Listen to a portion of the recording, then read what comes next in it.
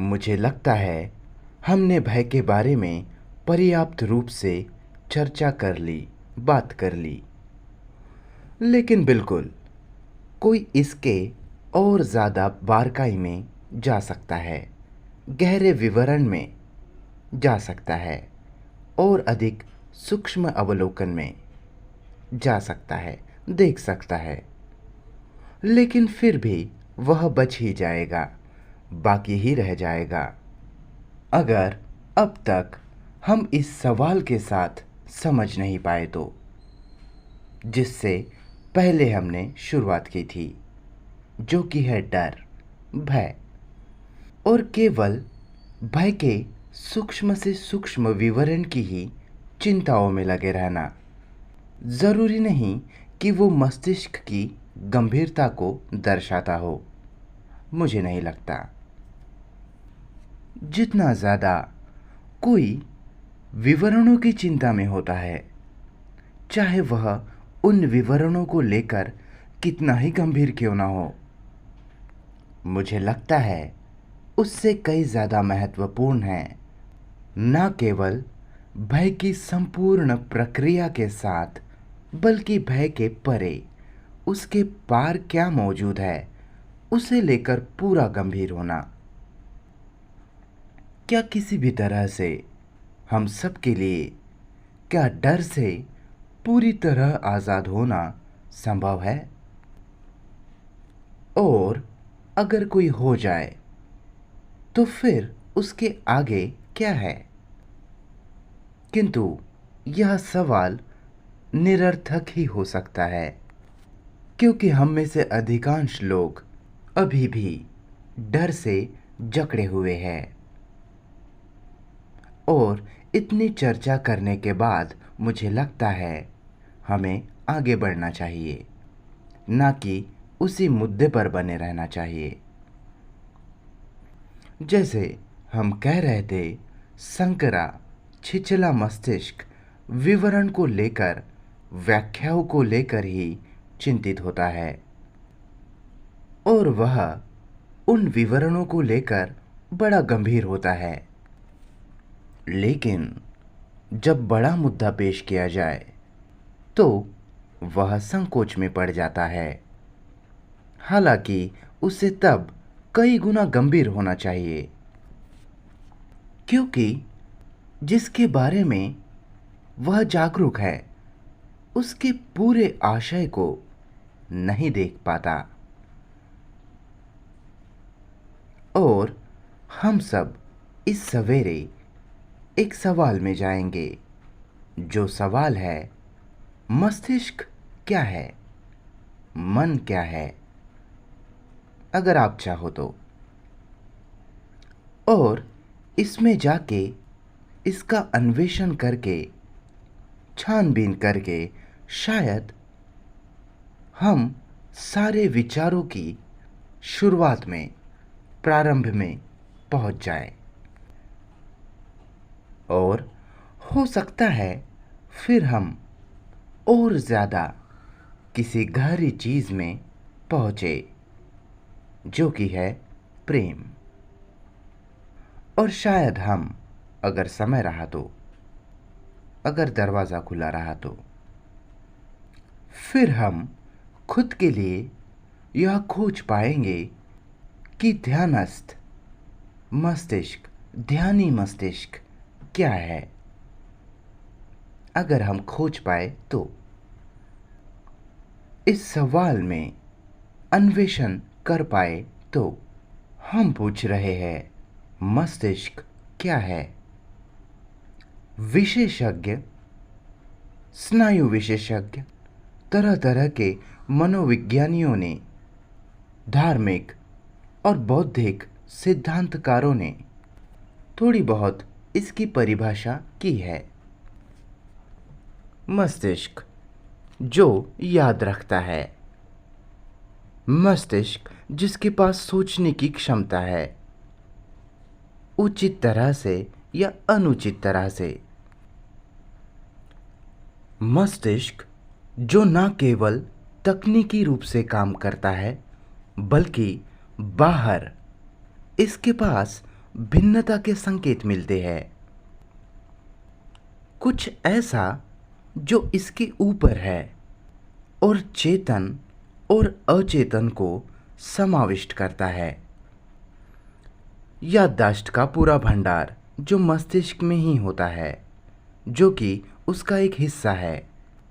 मस्तिष्क शरीर से अलग नहीं किया जा सकता, इत्यादि। मुझे लगता है हमारे लिए, हम में से हर एक व्यक्ति के लिए यह महत्वपूर्ण है कि हमारे लिए मस्तिष्क का मतलब क्या है। हमारे लिए अगर हर व्यक्ति खुद के लिए इसे देखे, इसे देख सके,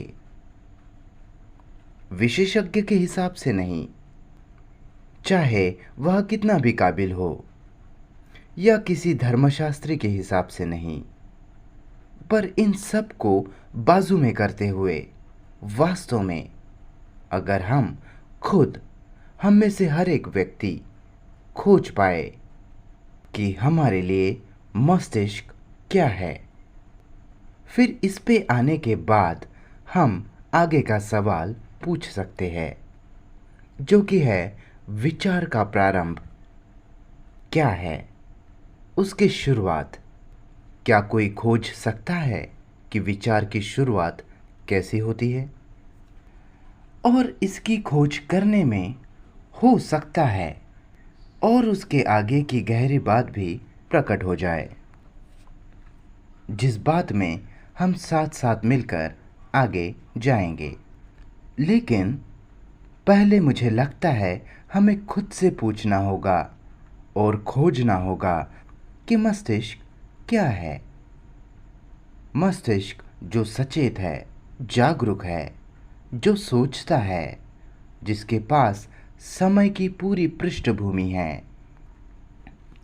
मस्तिष्क, दिमाग जो उसकी कंडीशनिंग के संस्कारबद्धता के अनुसार प्रतिक्रिया करता है। दिमाग जो यादों का गोदाम है, उसका एक हिस्सा। क्या हम में से हर कोई इसे खुद के लिए खोजेगा, या हमें बताया गया है और हमें क्या बताया गया है उसे खोजना? और चाहे आप खोजें कि आपको क्या बताया गया है, जो कि आपकी खोज नहीं है, या आप खुद इसे खुद के लिए खोजें कि वह क्या है। मुझे लगता है यह सवाल बहुत महत्वपूर्ण है। अगर आप खुद खुद के लिए खोज पाते हो कि वह क्या है, तब वहाँ से हम आगे बढ़ सकते हैं। पर अगर आप केवल सिद्धांतों का स्वीकार करते जा रहे हो, केवल मस्तिष्क के बारे में संसूचना एकत्रित करते हुए, तो फिर आप सेकेंड हैंड चीज़ पर ही अटके हुए हो। इसीलिए तब यह केवल सिद्धांत बन के रह जाता है, जिसकी कोई भी कीमत नहीं। तो क्या कोई खोज सकता है कि मस्तिष्क क्या है? क्या आप जानते हो, अगर सवाल को गहराई से समझना है तो व्यक्ति को ध्यान की अवस्था में होना चाहिए। किसी सिस्टम, किसी प्रणाली, किसी विशेष पद्धति का ध्यान नहीं, या कोई परिणाम या कोई फल पाने के इच्छा से नहीं, जो कि किसी भी तरह का कोई ध्यान नहीं है। पर मस्तिष्क जो ध्यानस्थ है, ध्यान में है, वह देखने के लिए आज़ाद है, जिसके पास अवलोकन करने की स्वतंत्रता है। इसलिए वह मस्तिष्क असाधारण रूप से शांत होता है। और जब आप खुद के मस्तिष्क का अवलोकन करते हो, जो कि आपकी चेतना है, क्या उस चेतना में कोई देखने वाला है, कोई परीक्षण करने वाला है? कोई परीक्षण कर सकता है? आप समझ रहे हो ये सब? देखिए, इस माइक्रोफोन का, इस ध्वनिग्राही का परीक्षण करने के लिए मुझे इस माइक्रोफोन को टुकड़ों टुकड़ों में करना होगा। मुझे देखना होगा कि इसके अंदर क्या है, कैसे वह काम कर रहा है। तो इसी तरह इस चेतना की पूरी पृष्ठभूमि को देखने के लिए, चेतना जो कि मस्तिष्क है, दिमाग है, नसें है, तंत्रिकाएं, यादें, यादों की गठरी इत्यादि है, इसे देखने के लिए क्या वहाँ कोई इकाई है, अस्तित्व है, कोई सत्व है जो परीक्षण कर सकता है? पता नहीं कि आप इसे पकड़ पा रहे हो या नहीं। या वह इकाई, वह अस्तित्व उससे अलग है जिसका वह परीक्षण करता है।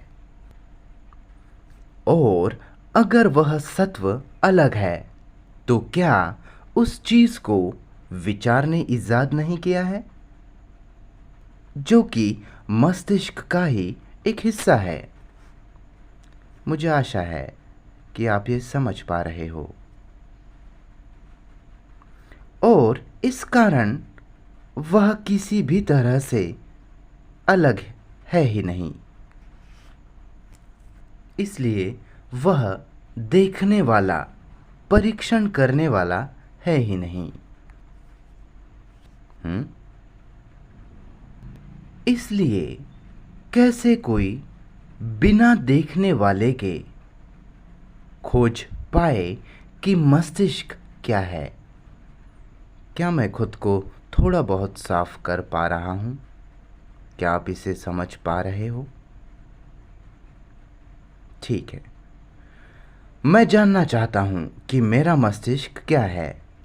मस्तिष्क जो महसूस करता है, सोचता है, प्रतिक्रिया करता है, विचार जो यादों से निकलते हैं, उद्देश्य, सूचनाएं, संकेत, गतिविधियां, स्वकेंद्रित कर्म, क्रिया, धारणाएं, विश्वास, विचारधाराएं, डर, जो सब इस चेतना के क्षेत्र में है, जो मेरा हिस्सा है। और मैं खुद से कहता हूँ कि मुझे खोजना होगा, मुझे खोजना होगा कि विचार का प्रारंभ क्या है, उसकी शुरुआत। और मुझे यह भी खोजना है कि वास्तव में चेतना क्या है। और जब मैं कहता हूँ कि मुझे खोजना होगा, तो यह मैं क्या उस चीज से अलग है जिसे वह देखने जा रहा है, जिसका वह परीक्षण करने वाला है, जिस कारण वह निष्पक्ष देख सकने में काबिल है। और अगर यह मैं जो चेतना की पूर्णता को देखता है, जिसे मस्तिष्क कहते हैं, अगर वह देखने वाला मैं अलग नहीं है, कृपया इस सवाल को ध्यान से सुनिए, अगर वह देखने वाला अलग नहीं है तो फिर कैसे इस पूर्ण अवस्था को लेकर, जिसे मस्तिष्क कहते हैं, कैसे इसे खोजे या इसके बारे में जागरूक हुआ जाए? क्या आप समझ रहे हो? तो इस मुद्दे पर मुझे बहुत स्पष्ट होना होगा। क्या कोई देखने वाला है जो मस्तिष्क से अलग है? और जाहिर रूप से देखने वाले को विचार ने ही निर्मित किया है, इस चेतना के एक हिस्से के रूप में। और इसी कारण वह अलग नहीं है। बराबर? कृपया इससे सहमत मत होइए। आपको खोजना है कि वह अलग नहीं है। फिर अगर वह कोई अलग इकाई, अलग अस्तित्व नहीं है जो कह सके कि मैं परीक्षण कर रहा हूँ और मैं समझ गया हूँ, तो फिर कैसे आप उस मस्तिष्क की संपूर्णता को समझोगे? क्या आप लोगों को ये सब समझ आ रहा है? क्या आप जानते हो कि यह भयंकर अनुशासन मांगता है? खुद पर लाया गया अनुशासन नहीं, नियंत्रण नहीं, दमन नहीं, लेकिन देखने की, परीक्षण करने की क्रिया ही अपना खुद का एक अनुशासन ले आती है। मुझे खोज करनी है और इस खोज के दौरान मैं खुद से पूछ रहा हूँ कि क्या देखने वाला उस चीज़ से अलग है जिसे वह देख रहा है। और यह सवाल पूछने के लिए और यह खोजने के लिए कि देखने वाला अलग है, बहुत भयंकर अनुशासन की मांग होती है, अनुपालन की नहीं। क्योंकि यहाँ कोई ढांचा नहीं है, कोई पैटर्न नहीं है। तो मस्तिष्क क्या है? यह सवाल पूछने में ही। और क्या वह अलग अस्तित्व है जो उस मस्तिष्क का अवलोकन करता है, उसे देखता है? इन दो सवालों के पूछने में ही अनुशासन का लाना होता है। बराबर। खोज करने के लिए मस्तिष्क असाधारण रूप से अनुशासित होना चाहिए, लेकिन यह अनुशासन अनुपालन नहीं है, पुष्टि करना नहीं है, जिस कारण यह आज़ादी है। इसीलिए आज़ादी अनुशासन ले आती है। क्या यह स्पष्ट है? शाब्दिक रूप से नहीं। क्या आप इसे मेरे साथ कर रहे हैं? क्या हम साथ साथ चल रहे हैं? व्यक्ति यह सवाल पूछ सकता है जब वह आज़ाद हो, जब आपके पास कोई राय नहीं, कोई निष्कर्ष नहीं, कोई विश्वास नहीं। फिर सवाल पूछने में ही वह सब स्पष्ट है। केवल एक सवाल जो ऐसी दृष्टि, ऐसे गहराई के दरवाजे खोल दे। तो क्या दृष्टा दृश्य का ही हिस्सा है, जो कि अपने आप में मस्तिष्क ही है, जो अपने आप में चेतना ही है, जिसने खुद को दृष्टा और दृश्य में बांट लिया है, विभाजित किया है। तो फिर वह अवस्था क्या है? हम वर्तमान में शब्दों को बदल देंगे, जो इस समग्रता को लेकर जागरूक है, जिसे मस्तिष्क कहते हैं। ठीक है। अगर दृष्टा ही दृश्य है, जिसकी हमने पहले की चर्चाओं में बात की, जिसमें हम अब फिर से नहीं जाएंगे क्योंकि हम पहले ही इसे कर चुके हैं। तो अगर दृष्टा ही दृश्य है, जो कि है पूरी की पूरी चेतना, जो कि मस्तिष्क है, जिसमें दिमाग, यादें, नसें और बाकी सब शामिल है, और सत्व जो ये सब देखता है, वह उसी चेतना का हिस्सा है। फिर जब मैं खुद से पूछता हूँ कि मस्तिष्क क्या है, और अगर वहाँ कोई दृष्टा, कोई देखने वाला नहीं है, तो फिर वह मस्तिष्क की कौन सी अवस्था है जो इसे खोज रही है, जो चेतना को उसकी सीमाओं और बाकी सब के साथ देख पा रही है? वह कौन सी अवस्था है? क्या मैं खुद को स्पष्ट कर पा रहा हूँ? कोई बात नहीं, क्योंकि आप देखिए कि हम क्या खोजने की कोशिश कर रहे हैं कि जब वह दृष्टा, देखने वाला नहीं होता, जो कि जाहिर तौर से अलग है, फिर वह क्या है जो जागरूक है? चलो अब शुरू करते हैं। जागरूक होना क्या है?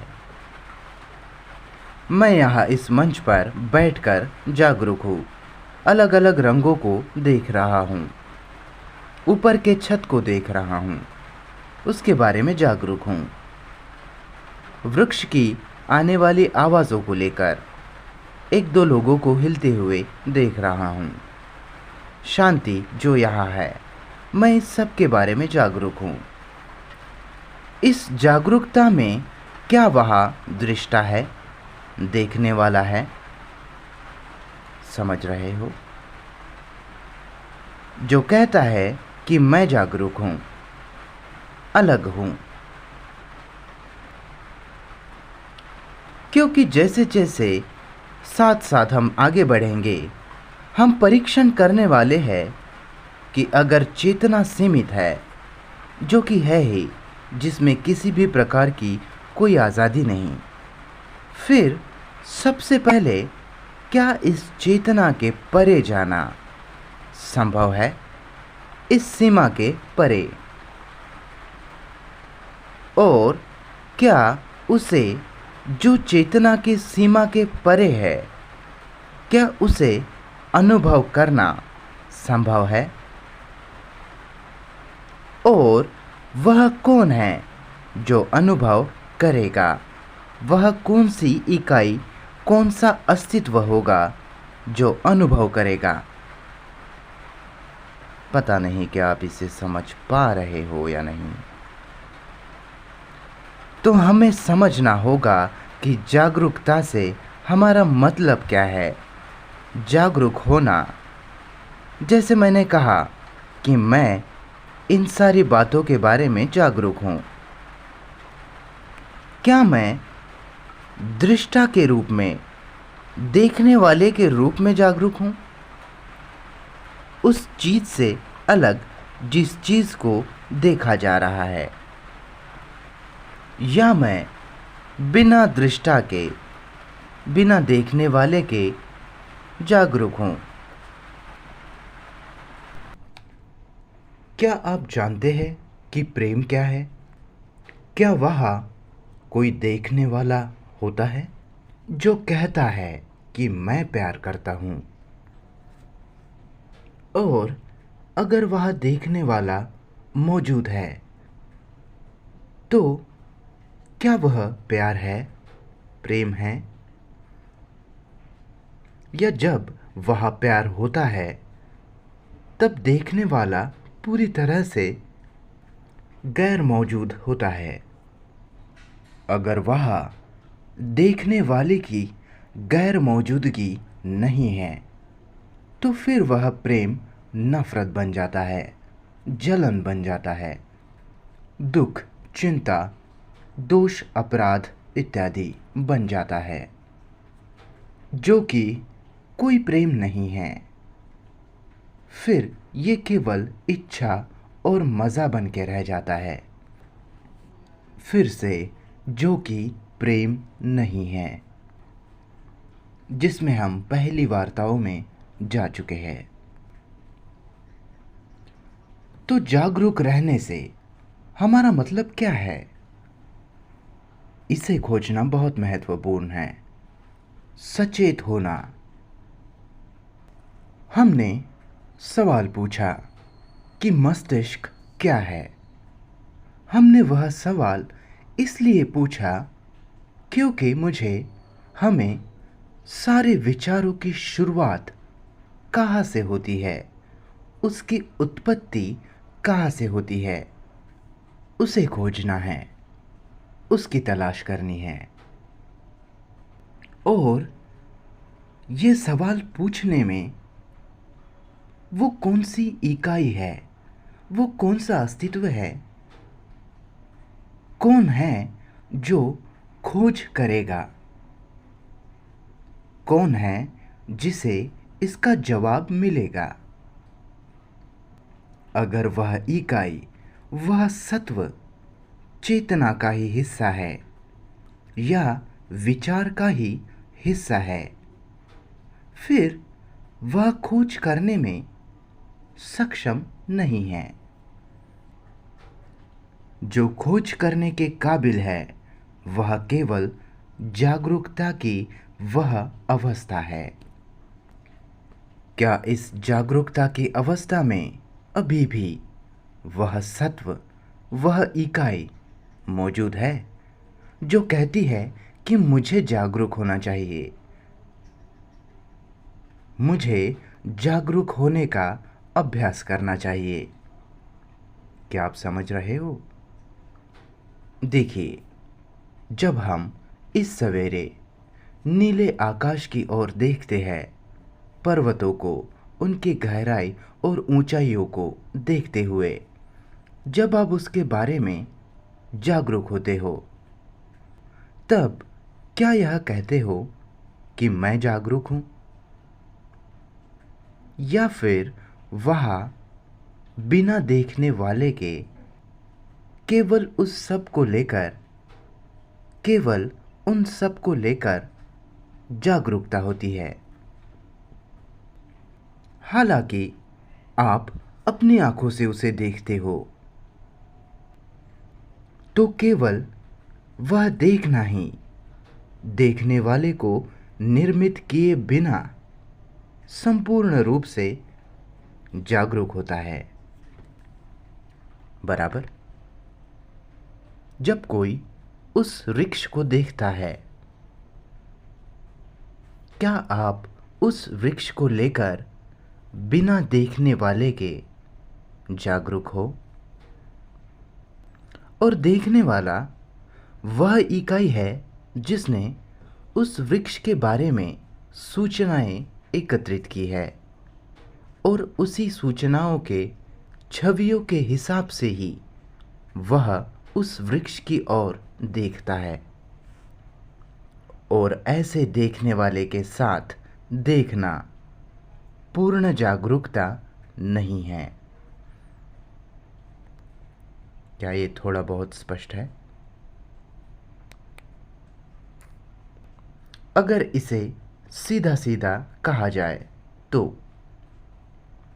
जब आप अपनी पत्नी की ओर देखते हो या पति की ओर देखते हो, तो क्या आप अपने पत्नी के बारे में उस छवि के द्वारा जागरूक हो जो छवि आपने अपने पत्नी की बनाई है? या आप केवल जो वास्तव में है उसे लेकर जागरूक हो बिना दृष्टा के? पता नहीं कि आपको ये सब समझ आ रहा है या नहीं, जो कि असीम रूप से मुश्किल चीज है। हाँ, आकाश, पर्वतों, नदियों को देखना ठीक है, क्योंकि वे मेरी भावनाओं को, मेरी प्रतिक्रियाओं को परिचित रूप से स्पर्श नहीं करते। लेकिन जब मैं किसी व्यक्ति के साथ सालों से जीता आया हूं, तो मैंने इतने सालों में उस व्यक्ति की छवि मेरे भीतर बना ली है और उस व्यक्ति ने भी मेरे बारे में छवि बना ली है। जब हम कहते हैं कि हम जागरूक हैं, तब सामान्यतः हमारा मतलब होता है कि छवियाँ एक दूसरे के बारे में जागरूक है, जो कि जागरूकता का हिस्सा है।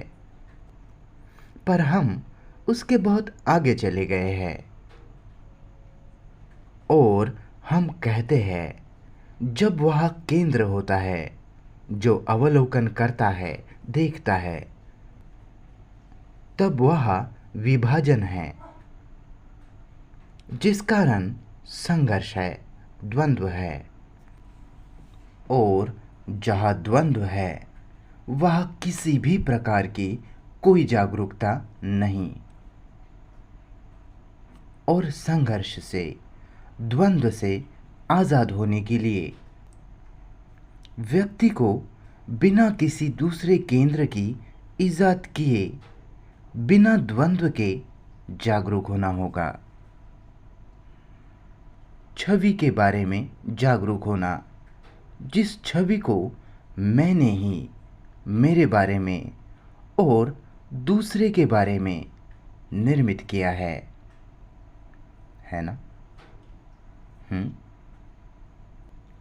तो क्या बिना केंद्र के, क्या संपूर्ण चेतना को लेकर कोई जागरूकता है?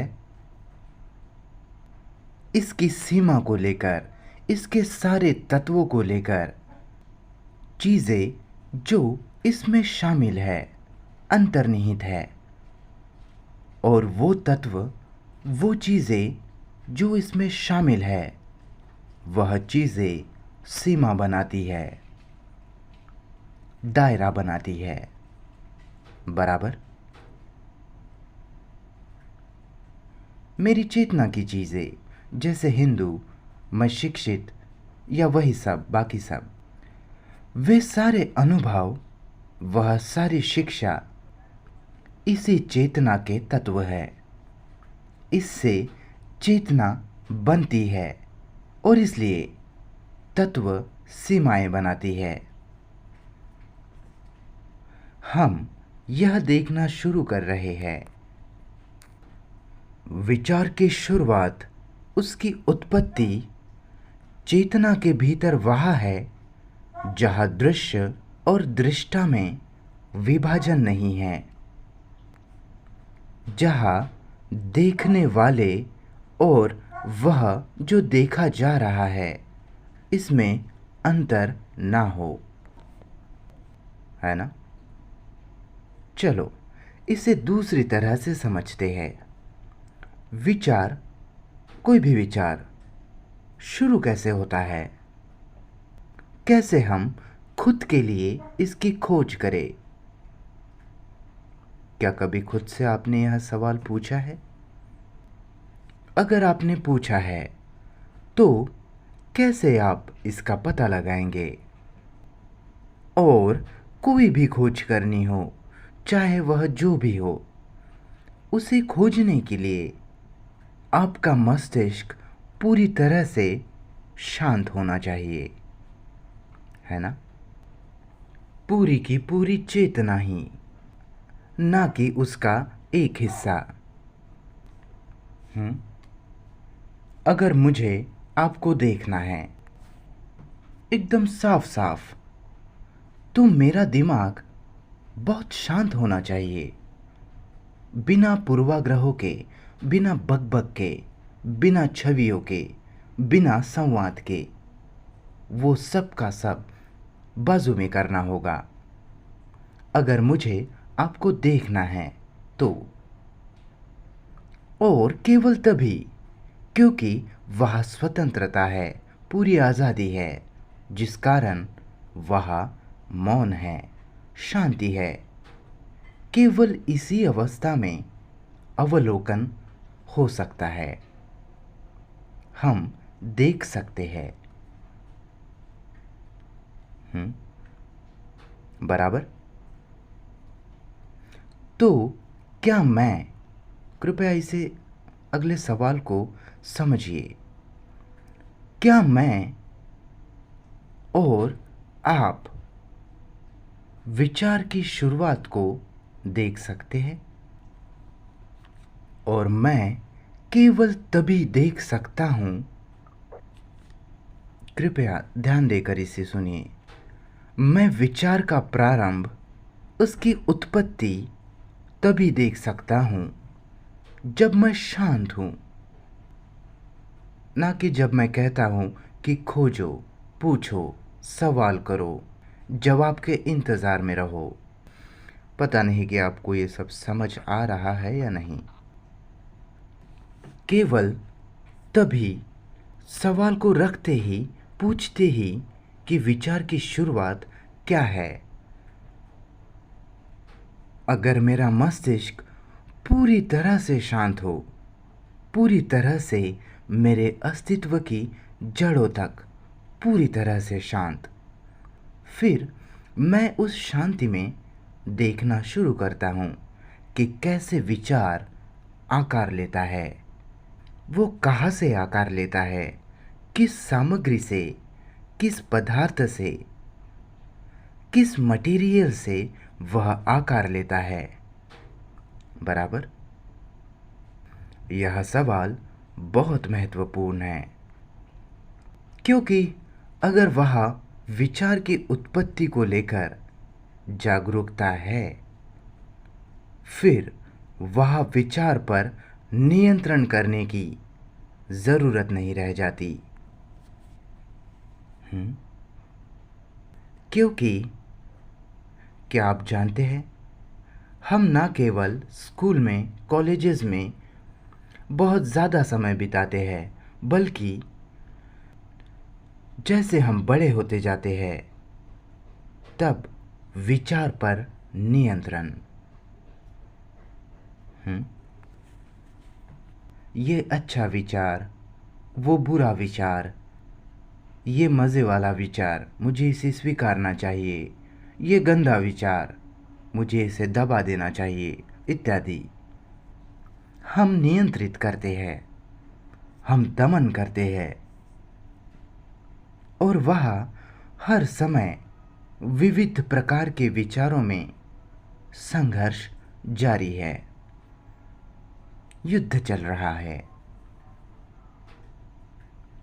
तो मस्तिष्क युद्ध भूमि बन जाता है। ऐसी भूमि, ऐसा मैदान जहां लगातार द्वंद्व है, एक विचार के विरोध में दूसरा, एक इच्छा के विरोध में दूसरी इच्छा, एक मज़ा जो बाकी सारे मज़ों पर हावी होता है, और बाकी सब। पर अगर वह विचार की शुरुआत को लेकर जागरूकता हो, फिर वह विचार में विरोधाभास नहीं होता। क्या मैं बकवास कर रहा हूँ? या फिर इसमें कुछ अर्थ है जिसकी हम बात कर रहे हैं? मुझे लगता है इसमें थोड़ा अर्थ है, क्योंकि आप देखिए, संघर्ष के, द्वंद्व के जीवन का किसी भी तरह का कोई अर्थ नहीं। खुद के साथ संघर्ष में, या मेरे पड़ोसी के साथ, या धारणाओं के साथ, मुझे किसी भी प्रकार का कोई भी संघर्ष नहीं चाहिए, क्योंकि हर संघर्ष का ध्यान एक विभाजन है, और संघर्ष का जीवन खुद को जल्दी ही खत्म कर देता है। और मुझे खोजना होगा कि क्या कोई ऐसा रास्ता है जहां मेरे जीवन में फिर कभी आगे किसी भी तरह का कोई संघर्ष किसी भी समय ना हो। और उस खोज पर मैं केवल तभी आ सकता हूँ जब मैं विचार के प्रारंभ पर, विचार की उत्पत्ति पर आता हूँ। अगर मस्तिष्क बिना केंद्र के जागरूक होकर खोज पाए, फिर हर विचार, कृपया इसे ध्यान से सुनिए, फिर हर विचार व्याकुलता नहीं है, फिर हर विचार का विरोधी विचार नहीं है। वह केवल विचार है, विरोध करने वाला विचार नहीं। इसलिए यह सवाल महत्वपूर्ण है, जिसमें अर्थ है, और यह निरर्थक बकवास नहीं है। व्यक्ति विचार की शुरुआत को तभी देख सकता है जब वह शांति हो। तो मस्तिष्क शांत हुआ है, पर अनुशासन के, नियंत्रण के या किसी ध्यान की, मेडिटेशन की पद्धति के कारण नहीं, और उन्हीं सब भद्दे व्यापारों के कारण नहीं, पर नैसर्गिक रूप से। तो उस शांति में कुछ भी खोजा जा सकता है, मस्तिष्क खोज सकता है। मस्तिष्क बिल्कुल किसी असाधारण नई चीज पर पहुंच सकता है। केवल शांति में ही वह खोज संभव है, और वह शांति संभवतः ज्योति नहीं जा सकती, विकसित नहीं की जा सकती, वह विचारों द्वारा निर्मित नहीं की जा सकती। अगर विचार द्वारा वह निर्मित है तो वह मृत है, मरी हुई है। जब विचार किसी चीज को निर्मित करता है तब उसमें संघर्ष होता है। क्या सर, आप इसे देखते नहीं हो? समझ रहे हो? वह केवल इच्छा है, और संघर्ष तब उठता है जब कोई इच्छा उसके विरोध में हो, और जब कोई इच्छा की शुरुआत को, इच्छा के प्रारंभ को खोजना शुरू करता है, फिर वह विरोधाभास नहीं है। पता नहीं कि आप इसे समझ पा रहे हो या नहीं, क्योंकि संघर्ष में ही निहित होता है विरोधाभास। और जो बिना विरोधाभास के, बिना टकराव के जीना चाहता है, उसे इस सब को समझना पड़ता है। इस सब को समझने के लिए मस्तिष्क शांत होना चाहिए, और यह शांति ही ध्यान है, मेडिटेशन है। मस्तिष्क जो असाधारण रूप से जिंदा है, सतर्क है, तेज है, हर खोज अब जमा नहीं होती। इसलिए व्यक्ति किसी दूसरी ही चीज पर पहुंच जाता है, जो कि है क्या मस्तिष्क के लिए भयंकर रूप से सतर्क होना, जिंदा होना संभव है? बिना किसी भी अनुभव के, खुद में पूरी तरह प्रकाशित। आप समझ रहे हो ये सब? क्योंकि हम में से ज्यादातर अनुभव के लिए तरसते हैं। चांद पर जाना या उन्हें टीवी पर देखना जो ऊपर गए हैं, गुरुत्वहीनता का अनुभव लेने, उस भारहीनता का अनुभव लेने को जिसकी अंतरिक्ष यात्री बात करते हैं। वे मर रहे हैं उस अनुभव को लेने के लिए, है ऊंचाइयों पर चढ़ रहे हैं, जो अनुभव का प्रकार है। छोटा मस्तिष्क, छिछला मस्तिष्क जो ड्रग्स के नशे के अनुभव के पीछे भाग रहा है, तरस रहा है। चेतना की ऐसी अवस्था जिसमें अलग सैर है, संवेदनशीलता और बाकी सब है। हम सबको अनुभव चाहिए, है ना? चाहिए ना? नहीं? संभोग का अनुभव, पैसे का अनुभव, व्यापार पाने का अनुभव, पद का, दूसरों पर हावी होने का इत्यादि।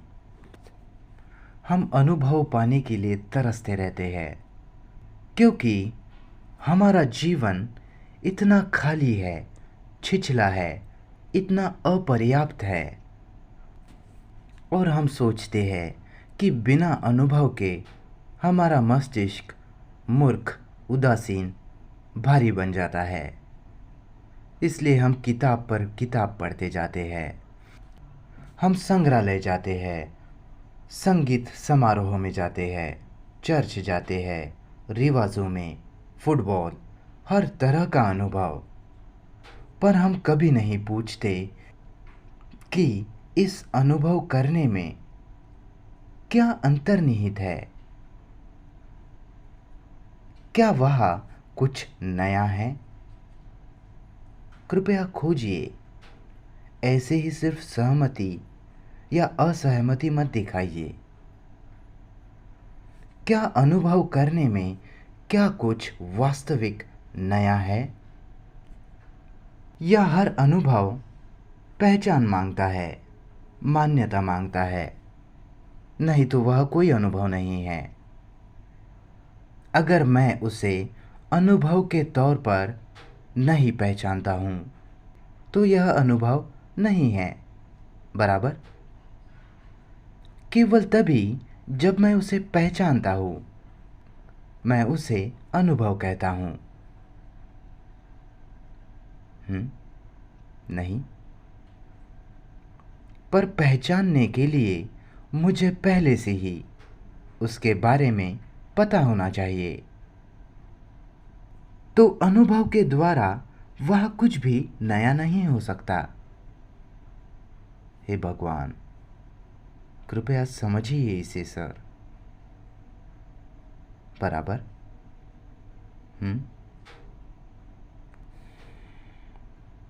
तो तब व्यक्ति ने मौलिक सत्य खोज लिया है, जो कि है कि मस्तिष्क जो अनुभव के पीछे भागता है, जो अनुभव पाने को तरस रहा है, बड़े गहरे अनुभव की खोज में लगा है, ऐसा मस्तिष्क छिछला है, छोटा है,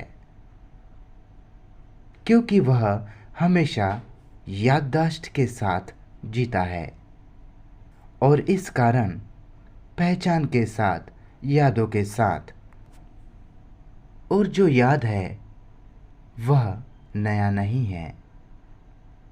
तो वह शांति को अनुभव करना नहीं है। आप समझ रहे हो? फिर अगर मस्तिष्क सच में शांत है, तो कोई पूछता है, क्या इस दुनिया में क्रिया करना, कार्य करना संभव है? आप समझ पा रहे हो? क्या इस विशाल शांति की समझ के साथ इस दुनिया में कार्य करना, काम करना क्या संभव है? क्या आप चाहते हैं कि मैं आगे बढ़ूं? मेरे कुछ काम है, मुझे कार्य करना पड़ता है, एक पुस्तकालय के अध्यक्ष के हिसाब से, तकनीशियन होने के नाते, ऑफिस इत्यादि में, जिसमें एकत्रित की गई सूचनाओं की ज्ञान के अनुभव के तौर पर ज़रूरत पड़ती है। और मेरा मस्तिष्क जो समझ चुका है और इसलिए उस शांति की अवस्था में होता है, क्या वह ऑफिस में कार्य कर सकता है? पता नहीं कि आप इसे समझ पा रहे हैं या नहीं। जब आप यह सवाल पूछते हो, तो आप शांति को कार्य से अलग करते हो, बराबर है ना? इसलिए यह सवाल गलत है। पर जब वह शांति होगी, तो वह ऑफिस में कार्य करेगी।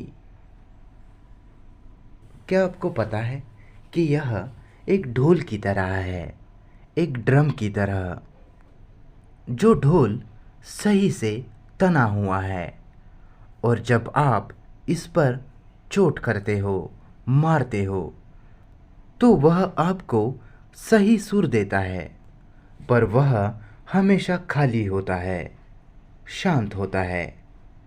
वह नहीं कहता कि मैं शांत हूँ, वो नहीं कहता कि ऑफिस में मैं कैसे काम करूँ।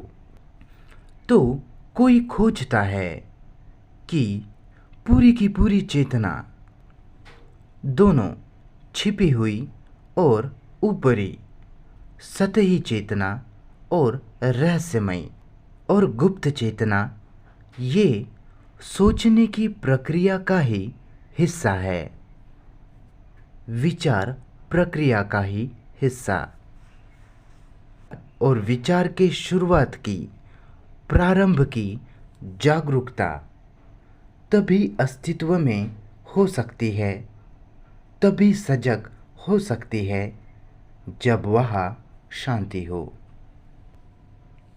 तो जब वह शांति होती है, वह फिर सीमा नहीं होती, चेतना नहीं होती। पता नहीं कि आप इसे समझ पा रहे हो या नहीं। और यह सब अपने आप में ही अनुशासन की मांग करता है, किसी चीज़ के लिए अनुशासन नहीं। और फिर अगर आप उतने दूर गए, फिर हम पूछ सकते हैं कि प्रेम क्या है। यह ज़रूरी है। आप समझ रहे हो? क्या प्रेम चेतना के क्षेत्र में है? मतलब विचार के क्षेत्र में। मैं कहता हूँ कि मैं आपसे प्यार करता हूँ, मेरे देश से, मेरे भगवान से, मेरी किताबों से, मेरे पद से मैं प्रेम करता हूँ। प्रेम इस शब्द का साधारण प्रयोग करते हुए या प्रगाढ़ता से प्रयोग करते हुए, जब आप किसी से कहते हो कि मैं आपसे प्यार करता हूँ, तो क्या मतलब है इस शब्द का? और दुनिया भर के धार्मिक लोगों ने इसे अशुद्ध और पवित्र इत्यादि में विभाजित किया है। क्या प्रेम इच्छा है? ना मत कहिए। हम में से ज़्यादातर के लिए यह इच्छा ही है। इच्छा मज़े के साथ, मज़ा जो इंद्रियों के माध्यम से लिया जाता है, संभोग की पूर्णता से। मेरी पत्नी, मेरा पति, परिवार, जिसके विरोध में दूसरा परिवार, मेरा परिवार, मेरा देश और बाकी सब। हम सभी से प्रेम कहते हैं, जिसके लिए हम एक दूसरों की जानें लेते हैं, जिसमें जलन है, नफरत है। क्या यही सब प्रेम है? बौद्धिक रूप से हम कहते हैं कि यह प्रेम नहीं है। स्वाभाविक रूप से इसे प्रेम कहना बड़ी बेवकूफ़ी होगी। लेकिन हम इसमें जकड़े हैं, हम इसमें फंसे हुए हैं। मैं लालची हूँ, मुझे पैसा चाहिए, पद चाहिए। आप अगर मना करो तो मैं आपसे नफरत करता हूँ, आप मेरे दुश्मन हो, मैं आपके खिलाफ बात करूँगा। या मेरी पत्नी किसी दूसरे की तरफ देखती है और मैं पीड़ा में हूँ, और फिर भी कहता हूँ कि मैं उससे प्यार करता हूँ। क्या यही सब प्रेम है? जिस प्रेम में पीड़ा है, जिस प्रेम में दूसरों पर हावी होना है, निर्भर होना, तृप्ति, खुशी तलाशनी है, सुरक्षा, आराम, साहचर्य, खुद से भागना, क्या यही सब प्रेम है? या प्रेम इस सब उतल फुतल के, शोरगुल के परे है, विचार के परे? अगर आप हाँ कहते हो तो फिर आप पूछने लग जाते हो कि मेरे पत्नी का, मेरे बच्चों का क्या होगा, मेरे परिवार का क्या होगा, मुझे सुरक्षा चाहिए, बराबर? जब आप यह सवाल पूछते हो तो फिर आप उस चेतना के क्षेत्र के बाहर कभी गए ही नहीं हो। अगर एक बार भी आप उस चेतना के क्षेत्र के बाहर जाते हो तो फिर आप कभी भी वह सवाल नहीं पूछोगे, क्योंकि तब आप जान जाओगे कि प्रेम क्या है, जिसमें विचार नहीं है, कोई कल नहीं है, जिस कारण वह कोई समय नहीं है। पर आप इसे सुन लोगे, याद कर लोगे, पर वास्तव में, सच में चेतना के परे जाइए, समय के परे, क्योंकि समय विचार है, विचार दुख है, और इस सब के परे जाना मतलब इस बात के प्रति जागरूक होना। ऐसा नहीं कि मैं जागरूक हूँ, पर इस बात के प्रति जागरूक हो पाना कि वह एक अलग आयाम है जिसे प्रेम कहते हैं, और वहाँ से कोई कार्य कर सकता है, वहाँ से व्यक्ति काम कर सकता है, वहाँ रह सकता है, और वहाँ से दूसरा सवाल खड़ा होता है, माफ़ करना, सवाल कि सुंदरता क्या है? क्या सुंदरता पदार्थ में है, वस्तु में है, या देखने वाले की आंखों में है? या सुंदरता ना ही वस्तु में है, ना ही देखने वाले की आंखों में, बल्कि दृष्टा, देखने वाला, और जो देखा गया है, जो दृश्य है, इनके परित्याग में सुंदरता है, छोड़ देने में, जिसका मतलब है वह आत्म परित्याग तभी संभव है जब वह आत्म संयम हो, तपस्या हो। वो तपस्या नहीं जो कठोरता से पुरोहित करता है, जिसमें नियम, प्रतिबंध, आज्ञाकारिता होती है, वो तपस्या नहीं। आत्म संयम, तपस्या मतलब सरलता, धारणाओं में, स्वभाव में नहीं, कपड़ों से नहीं, खाने में नहीं, पर पूरा सरल होना मतलब पूरी तरह से विनम्रता में होना। इसलिए वह स्पर्धा नहीं, प्राप्ति नहीं, कोई चढ़ने के लिए सीढ़ी नहीं, वह केवल पहला कदम है, और पहला कदम ही चिरस्थायी कदम है।